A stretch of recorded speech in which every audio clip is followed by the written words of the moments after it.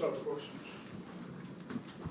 Yeah, what's your like post-game process like in terms of turning the page from a game, win or loss? Like, how long do you kind of look at the film, and what do you kind of do there?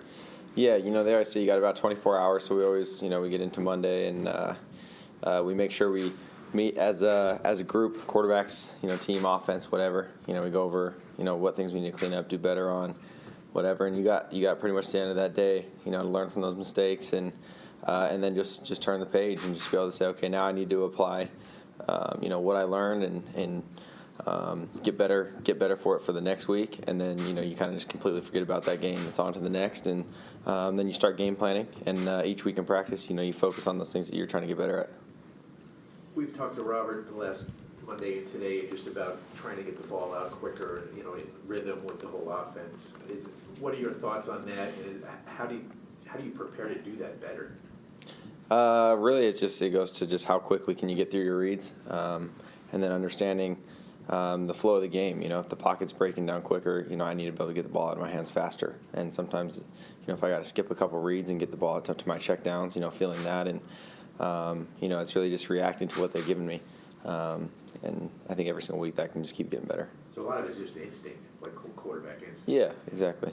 How difficult is that? Because what Robert was saying is that in college, you felt like you could make every play, and you can't really do that right now. How difficult is to find that balance where, okay, this time I have to get rid of it versus I want to stay alive to make a big play?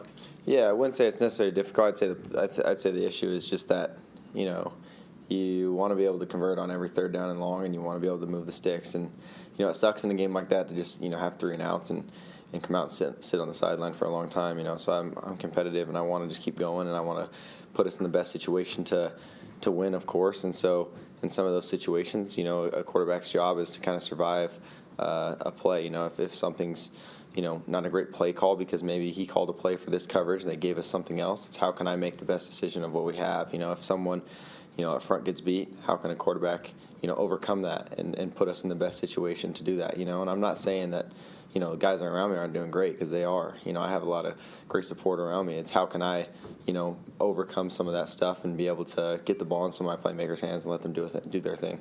Maybe a similar question, exactly. Robert was talking about one play from Sunday. He was a third down, and Von Miller came in and got the sack. And his point was,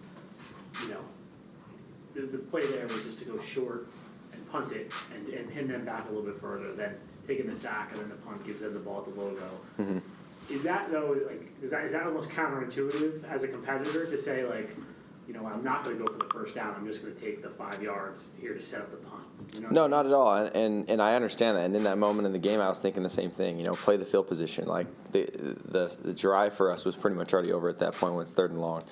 What I need to get better at specifically on that play is, as far as the textbook of how that play is supposed to work for me is your first hitch takes you down the field and your second hitch gets you to your check down. Well, on that one, when I get pressure quick, screw everything down the field, get the ball out of my hands. Right. Don't hitch twice now to get to your. How can I speed up and get to the check down sooner, if that makes any sense? And it's really don't put myself in the position to get sacked, and let those guys take the 5 yards and play the field position. Is there anything you can do in practice or anything specifically that you are doing to kind of help you with that timing of knowing, like, okay, ball needs to be out now? Mm-hmm. You know what I mean? Yeah, coaches talk about it every single day. They do a good job of teaching me. Let your feet and eyes take you through your progressions. When you hitch on something a little too long, you need to be able just to move on. And you get a feel for it in the games. And I think that's one thing I need to get a feel for is how is the pocket in the games. Is it closing quicker? Do I need to get the ball out?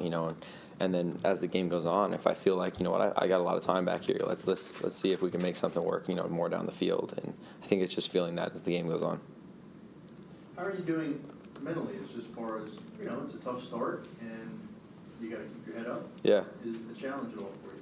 No, I would say mentally I feel good. I'd say I feel really good. I feel confident.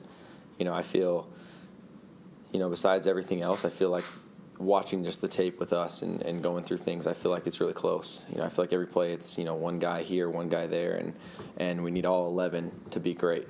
And I need to do my part, of course. I'm included in that one guy making the mistake. There's plenty of plays like that. And so, I feel like we're really close as an offense to just having all 11 guys, being on the same page. And so, I do have that confidence that I feel like it's right there. And I knew this was going to be, tough for us because it's our first time all together, first time in a new offense, and there's going to be some adjusting. But as long as we take those losses as a learning experience, and every single week we just keep stacking the bricks and keep getting better, then I think we're going to be right on track to where we need to be.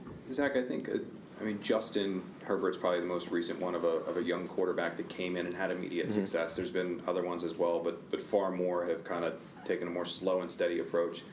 I was wondering, as a kid who's coming into the NFL, for you, was it challenging, or has it been challenging to not kind of look at what Justin did and be like, well, why can't we be having the same success he did? I mean, how do you kind of compartmentalize that? Yeah, I would just say it's completely different situations. I know Justin is a great quarterback, good dude, but he's with the Chargers. He's a completely different thing, and he's different scheme, different coaching, different players around him, and different teams that they're playing against, and different things they're asking him to do. And so it's all completely different. So that's, I guess what I'm trying to say here is I can't compare what I'm doing to him. And every quarterback's got a different situation, and so.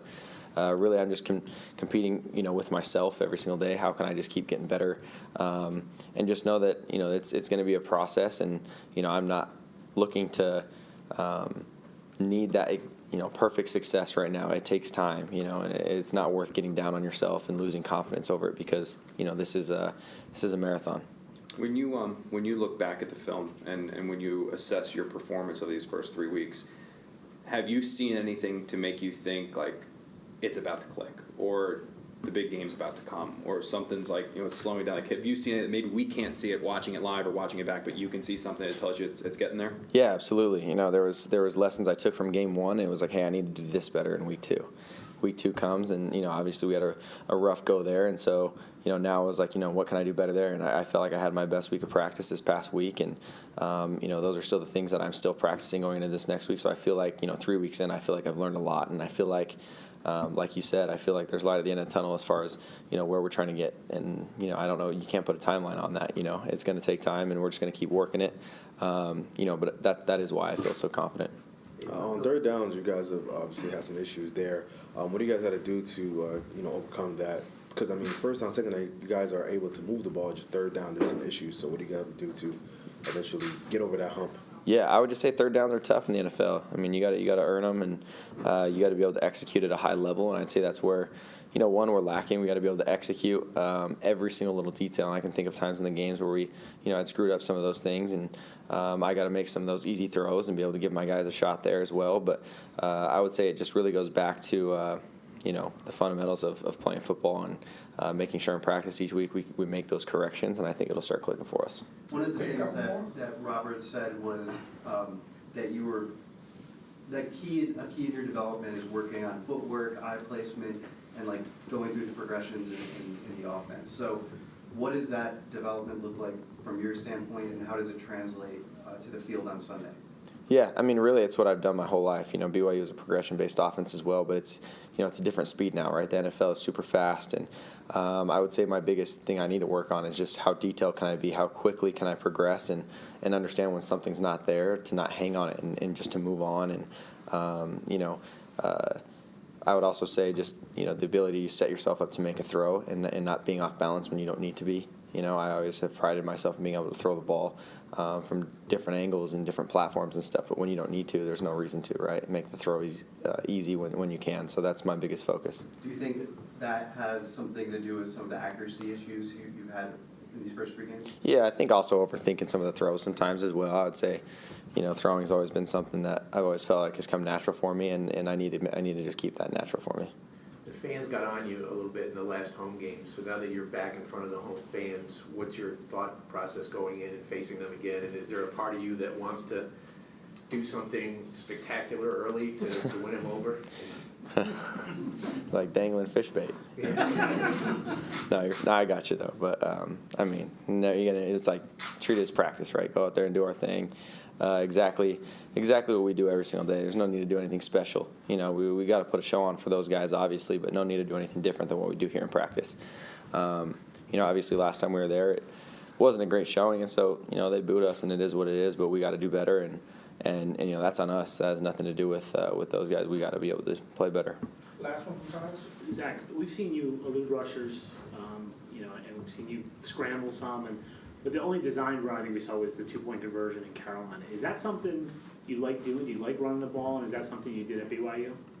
Yeah, running ball's nice, so you get hit by someone that's like 400 pounds. So, you know. No, I do enjoy it. I mean, I do think I think it's another element that a team has to prepare for when you can. You know, I would say that it's definitely not something I would love to do as far as design quarterback runs go, but when you're in the red zone or in a critical third down situation and you have to make somebody have to play that threat that a quarterback can run on the edge, I think that's, you know, a very good thing to have. And so when we need it, of course, and then, you know, I need to be able to slide and get down and protect myself as well. But I think having the ability to do that is something that a defense got to spend time and prepare for. Thank you. Thank you.